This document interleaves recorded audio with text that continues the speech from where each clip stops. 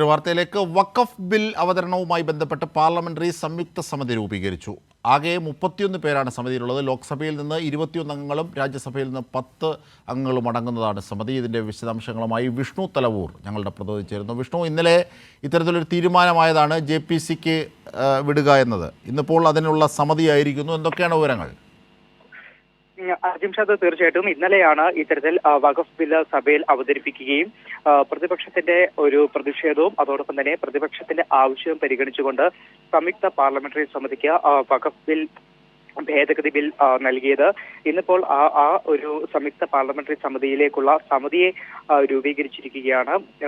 ഈ ന്യൂനപക്ഷകാര്യമന്ത്രി കിരൺ റിജിജുവാണ് ലോക്സഭയിൽ ഇക്കാര്യം ഇത് അറിയിച്ചത്. 31 അംഗങ്ങളാണ് സമിതിയിൽ ഉണ്ടാവുക. അതിൽ 21 അംഗങ്ങൾ ലോക്സഭയിൽ നിന്നും 10 അംഗങ്ങൾ രാജ്യസഭയിൽ നിന്നുമായിരിക്കും ഉണ്ടാവുക എന്നൊരു കാര്യം കൂടി ലോക്സഭയെ അറിയിച്ചിട്ടുണ്ട്. എന്തായാലും ഇത്തരത്തിൽ 31 അംഗങ്ങളെ ഉൾപ്പെടുത്തിക്കൊണ്ട് ഒരു സംയുക്ത പാർലമെന്ററി സമിതി രൂപീകരിക്കാനുള്ള ശുപാർശ ലോക്സഭ അംഗീകരിക്കുകയും ചെയ്തിട്ടുണ്ട്. അജിംഷാദ്, ശരി.